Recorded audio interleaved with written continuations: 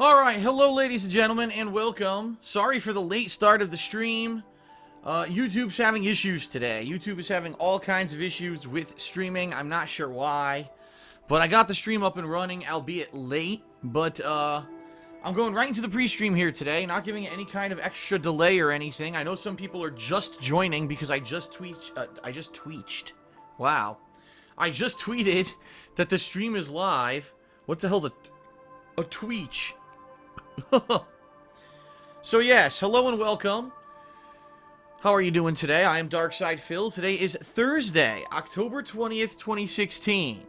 Today is, I'd say, the calm before the storm, alright? And not to say that I'm not doing constant new release coverage. I am.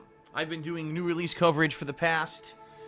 almost 2 straight weeks with the release of Mafia 3, and then we had WWE, Gears of War 4, the PlayStation VR, and now full circle, kind of running back through some of that stuff this week. And now today, I'm finally taking some time out to check out the Overwatch Halloween expansion. This actually launched last week, but there was so much else going on last week, there was no possible way that I was going to have time to check this out. And let's face it, it's an update for Overwatch, it's new skins, it's an updated map, there's a new mode. Is it like a new game? Absolutely not. But I did want to cover this, alright? So I put it to a poll last night, because the other game that I haven't had a chance to play too much was Gears of War 4. You know, I played through the campaign of Gears of War 4, but I never really had a chance to jump into the multiplayer at all. In fact, I've played 2 multiplayer matches. I've actually played far more of the beta of Gears of War 4 than I did of the actual finished game, which I've now owned for over a week. So, there you have it. The thing is that there's just so much going on right now, right? There's just so much going on in gaming, and will be, by the way, will be continuing to go on in gaming for the next several weeks, that it's going to be very hard to keep up with everything. Admittedly, I know I'm going to fall behind on some stuff, and there's going to be some things that I'm juggling around, and I know there's some things I'm going to be skipping. In fact, just case in point, coming up, Titanfall 2, a lot of people have wanted to see me cover Titanfall 2, because this time around they actually did a campaign, and I don't know. At this point, I don't realistically see it happening, because of all the stuff coming out in the next few weeks that I need to cover. Kind of these first-person shooters are really kind of becoming my last priority when it comes to games that I play versus unique or interesting gameplay experiences that I definitely want to check out. These are kind of like the ones that are going by the wayside, okay? So we're going to talk a little bit about that quickly on pre-stream. I don't want to do a super long pre-stream since I'm late, but I am going to talk about the schedule because it is updated. The big hoopla this morning is 2 different things. First of all, Red Dead Redemption 2 officially announced, even though we all knew it was coming for days now, since Rockstar had been releasing teaser after teaser, little hints here and there that it was going to be coming. The good news is, it's coming in fall 2017 as long as it doesn't get delayed. And I think we've all been looking forward to Red Dead Redemption 2 because Red Dead Redemption 1 was one of the best open world games, and probably overall one of the best games of the last console generation. Had an amazing open world story a la Grand Theft Auto, but set in the Wild West. Had an awesome online mode with free roam that really lent itself to exploration and just messing around, experimentation. It was a great game overall. So definitely the Red Dead Redemption 2 announcement is great. The one thing I'm disappointed about, which of course I vented about on Twitter, is that this trailer that they released really didn't reveal any information at all. It doesn't show off anything. It doesn't tell you who the characters are. It doesn't tell you what time period it's set in. It doesn't tell you anything about the gameplay. Nothing. It's just basically like one line of dialogue, a tiny bit of instrumental music, and just showing some people in the Wild West. I'm like, well, that's great. You might as well have just not even released that at all, because you gave me no information watching that video. It really is just meant to be a teaser, and I understand that, but at least if you're going to have a teaser, give me something. Tease me with a piece of fact. And someone on Twitter said, oh, but it shows off the graphics. Yeah, it looks like Red Dead Redemption. Like, the graphics didn't blow me away in this little teaser video. You know what I mean? Like, show me something. They didn't even show a gunfight. I mean, holy shit. So, who knows? Well, I'm excited for it, okay? I'm definitely excited for it. and probably will be one of the most hyped games of 2017, so at least now we're starting to get a little bit of a picture of what next year is going to look like, right? The other big announcement today is the Nintendo Switch. Alright, it's not the Nintendo NX anymore. That was the code name for development. Now it's officially been titled the Nintendo Switch. They released this 3-minute kind of explanation video of what exactly it is. And what it is, it's a home console that will play all of your AAA Nintendo games. And it also has some pretty decent third-party support, including companies like Capcom, Bethesda, etc., which is pretty much what a Nintendo console needs and did not have the long-term support of with the Wii U, okay? But it's a home console that you can transform into a portable console, which is what all the rumors said all along. They all said it was going to be a home console that turns into a portable console. And, of course, I'm very skeptical of it, simply because Nintendo's tries these gimmicks, and people don't want them. Seriously, like, they've tried how many gimmicks? Motion controls. Wow, that gimmick worked for about a few months, and then everyone realized motion controls didn't really add anything to games. And even though the Wii had huge mainstream sales for a long time, about 2-3 years, after the gimmick wore out, it plummeted, and Nintendo said we have to do something else. So then they made the Wii U, and they made a second screen on your gamepad that's underutilized, basically didn't need it, ruined a lot of games like Star Fox Zero, because it needed to be used for those games, which was terrible. Basically didn't listen whatsoever to market feedback at all of what customers were looking for in a game console, released an underpowered game console that game devs had a hard time developing for, and within 2 years' time, the Wii U was all but dead on arrival. The only games released for the Wii U were first-party Nintendo games. So at least with this Nintendo Switch, Nintendo seems to be getting a little bit more leeway because they're getting third-party support again. Now the question remains, what are the specs going to be for this console, right? What's the pricing going to be? Because we have rumors, but we don't actually have any concrete information yet on pricing. What games are actually going to be released for this thing within the first year that are going to get people to run out there and buy it that aren't just first-party Nintendo titles? Will we actually have some big, hefty titles that people are going to want to play on a Nintendo console, right? Or is it going to be the same old with Nintendo, where it's all first-party Nintendo and 1 or 2 ports of stuff that's on other consoles already? There's a lot of questions that need to be answered, and really all that this trailer answered for us was that the rumors were true. It's a console that's for home that you can also turn into a portable console in your hands, and that's it. And of course, the trailer was absolutely hilarious. Yes, when I go and I play a real-life game of basketball, right? I'm all physically exerted, sweaty from playing basketball with my friends. The first thing I want to do when I'm done is sit down at a park bench next to the basketball court, take out my Nintendo Switch, and play a video game of basketball. It's probably the most unlikely situation in history that would ever happen, and if anything, for me, my major criticism, alright, my major criticism of this console is that Nintendo, once again, okay, doing a gimmick. The gimmick is that it's both a portable and a home console. But by watching this initial trailer, the impression that I got from the trailer is that Nintendo is saying you can't afford to be away from gaming.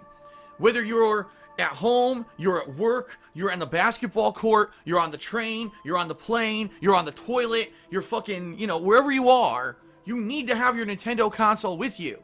And my honest question to the gamers out there, and I would love to hear feedback about this, I know that a lot of my viewers and fans are hardcore gamers. I'm a hardcore gamer.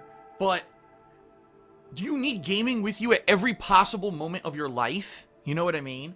And the thing is, we already have devices that do gaming on the go. They're called mobile phones. And mobile gaming, these little games where it's real quick click to play, free to play, these games have been on the rise for years.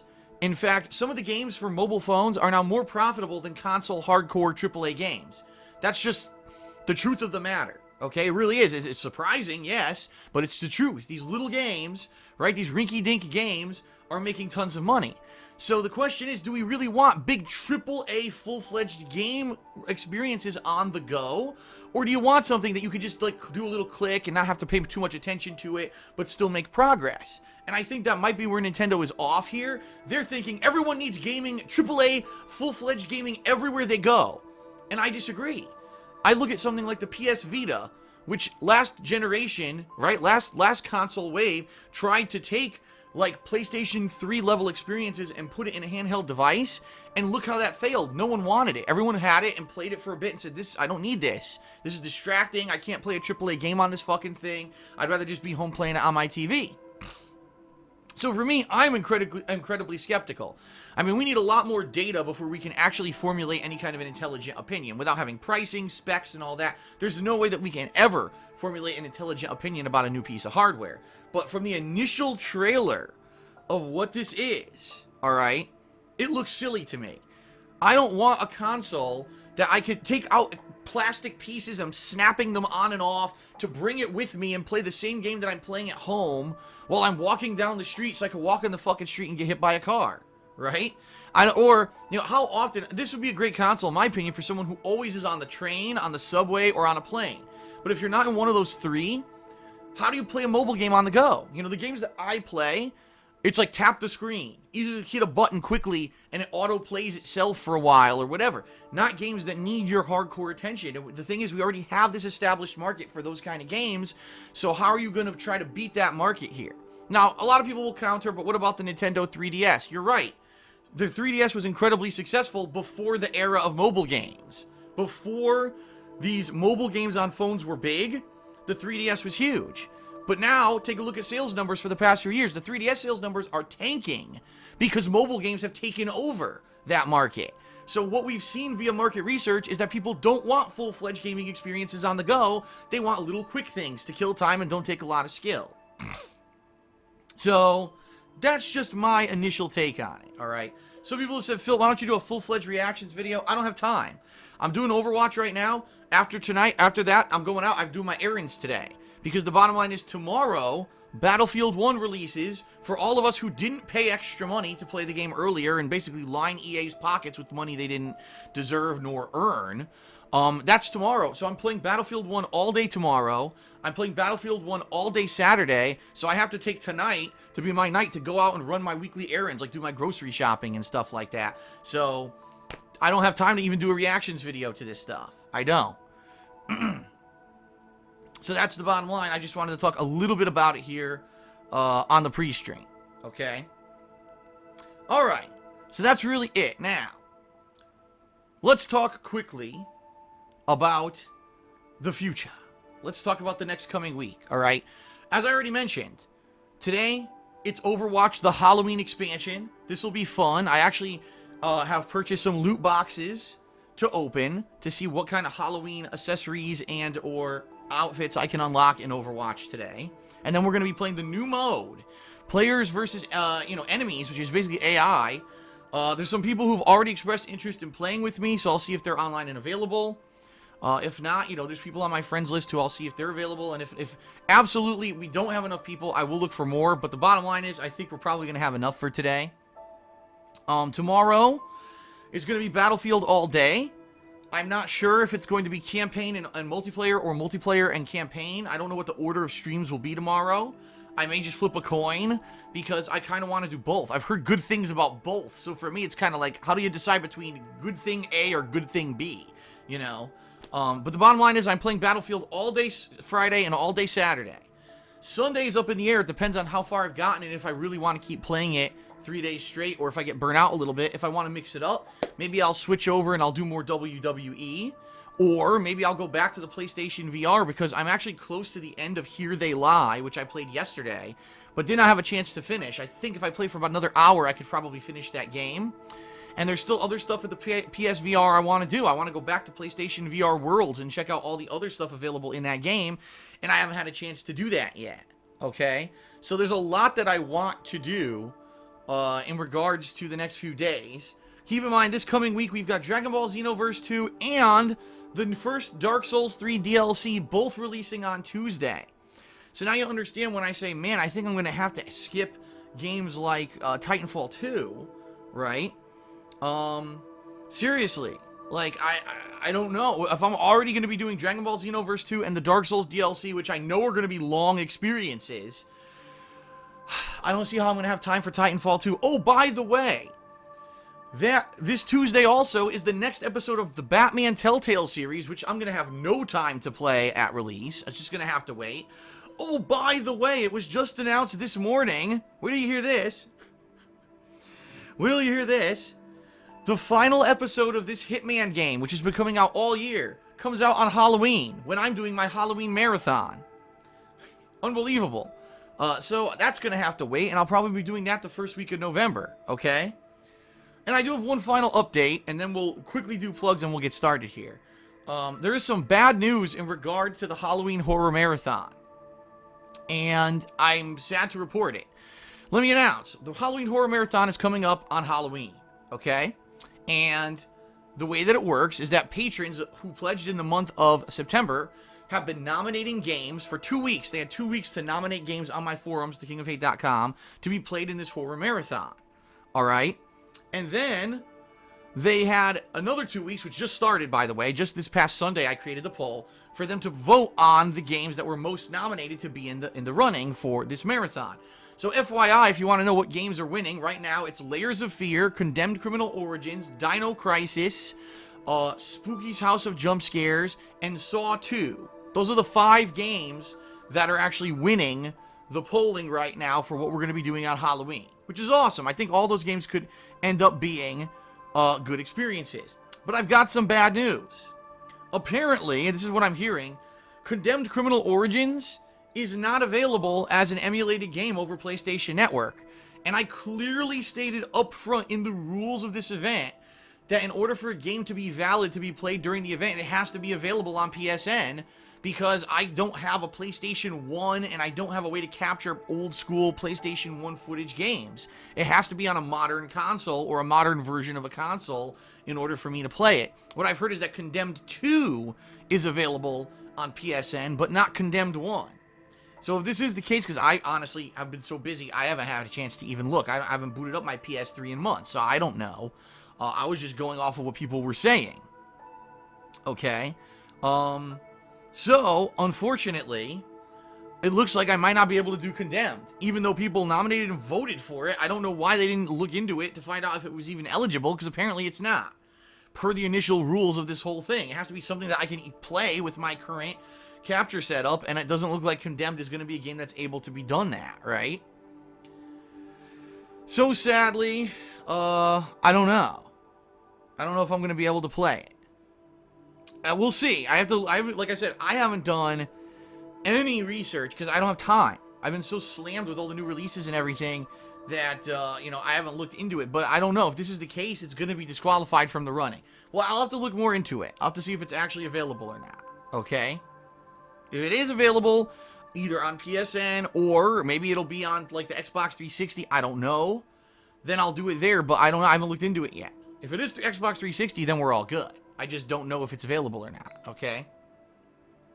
So, we'll see. I'll have more info as we approach Halloween, as I hopefully get some freaking free time to look into it. Like I said, I've been so slammed with all the new stuff that I'm doing constantly, I don't even have a chance to really do much in the realm of research or anything to figure this out. But I'll have more information for you soon, hopefully, okay? Ugh.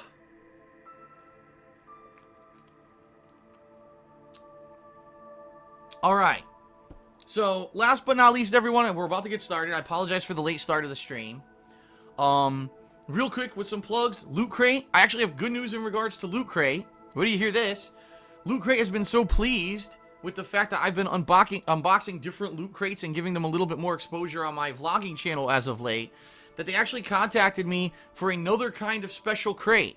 And it looks like, not this month, but next month, November, I may have a new special crate, a brand new one they're debuting, to unbox on my King of Hate Vlogs channel. How cool is that? I'll be one of the very initial first people ever in the world to unbox a new Loot Crate. That's pretty cool. I'm excited for that. So that's coming up next month. But anyway, I digress. If you'd like to save 10% on any Loot Crate subscription, please check the description of all of my videos and streams where there's a referral link and a discount code that you can use to save 10%. Keep in mind that Loot Crate subscriptions can be canceled at any time, and anytime that you start a new one, you can reuse this referral link and code to save another 10%. I just want to say thank you to those who have been using the codes. I actually just got my payment for the last month of referrals, and it was a decent amount. So thank you for everyone who does use that code. Hopefully you'll continue to do so in the future, especially when I'm unboxing these new loot crates. Maybe you'll see, oh man, this is a new one. I want to try that one too. And this is cool. Loot Crate has been really good to me in the past couple of months. I'm pretty pleased. And it looks like the relationship is a mutually beneficial one. So, awesome, right? Okay. Also, KO Gaming has picked up in a big way. If you're not aware, my edited gameplay channel, my channel where I put out reviews, montages, countdowns, impressions, etc., has 2 new videos this week. The review of, I almost said Battlefield 1. The review of Mafia 3, as well as last night, my brand spanking new review of the PlayStation VR. So I've got 2 brand new videos up there. If you've been on the fence about either of those games, these reviews are incredibly helpful. So please check them out, and in particular, the PlayStation VR review that I posted up there has a lot of information, in-depth coverage that a lot of other people who've played this thing have not really gone over. So if people could watch that video, and if you like it, please spread the word about it. That video has potential to get a lot of traction on YouTube amongst people who are interested in adopting the PSVR, but I don't know if I'm going to be able to get that kind of exposure simply because I don't have that kind of reach, you know what I mean? And it's not a video slamming the PSVR, by the way, which a lot of people, oh, it's a negative video, it'll get traction, right? It's not an overwhelmingly negative video. It's kind of a mixed bag of positives and negatives that I had with the PSVR. So please check that out when you get a chance and spread the word about it. So that's over at youtube.com/KOGaming1. All right? Patreon, at patreon.com/DarksidePhil. You may not realize this, ladies and gentlemen, but we are very closely approaching the end of October. That's right, only 11 days left until the end of October. So we are very quickly progressing through this month. And with 11 days left, I am still down on my monthly goal for Patreon, which is doing an Indies Marathon at the end of November. I really want to do it, and quite honestly, I really need the money right now. A lot of stuff going on behind the scenes, but also me spending a lot of money on new games and equipment. In particular, the PSVR was a $450... No, actually, I take that back. Over $550 investment after I bought all the games and everything for it. Out of nowhere.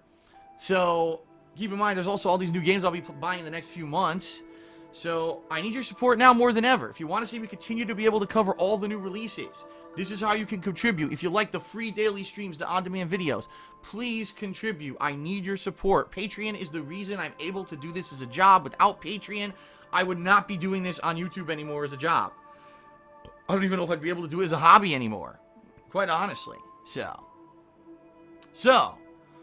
please everyone, consider pledging if you have not. 11 days left to get in on this Indies event. If you pledge $5 or more, you'll be able to nominate and vote on what indie games I'll be playing in this event. And in addition to that, you also get personal perks like text and verbal thank yous, getting your questions answered on my bi-monthly show, Ask the King, which returns next month on Thanksgiving Day, by the way. Getting a private Q&A video made. In fact, I just made a private Q&A video for someone. They wanted some advice on tech. This was interesting. Out of all the private Q&A videos I've done, most people ask me personal questions, right? This person had a lot of technical questions. They wanted tech specs on what hardware do I use, what's the software do I use, what's the setup do I use, do they have recommendations on YouTube over Twitch and stuff like that. It ended up being a very technical Q&A video. And the guy came back and thanked me. He's like, dude, this is such great information that you can't easily find on the internet. Thanks so much. So, these perks work out well. People like the perks that they get. It's just that I don't really, I don't harp on it. I talk about it once a day on my pre-stream and I never mention it again. So, of course, it's not something I'm dominantly talking about all the time and it doesn't really get a lot of exposure. Please, if you like the stuff I'm doing, please consider pledging to Patreon if you can. Alright? And then last but not least, oops. Clicked the wrong thing. There we go. My girlfriend Leanna has her own business. Okay? It's called The Black Currant. She sells handmade glycerin soaps and wax tart melts. It's great stuff, and I certainly hope that you will consider checking out her website here. Don't take my word for it. She's got ridiculous amounts of positive customer feedback from the past year and a half that she's been in operation. Hundreds of sales. She ships outside of the United States. Check it out for yourself. It's good stuff, and especially with the months coming up, the holidays, now is the time, right? This would be a creative gift for someone, a loved one, a family member, a friend, whatever. Check it out. All right, everyone. Thank you very much. I appreciate you. putting up with my plugs. And now it is time to start with today's gameplay stream. Thank you, thank you, thank you. Here we go.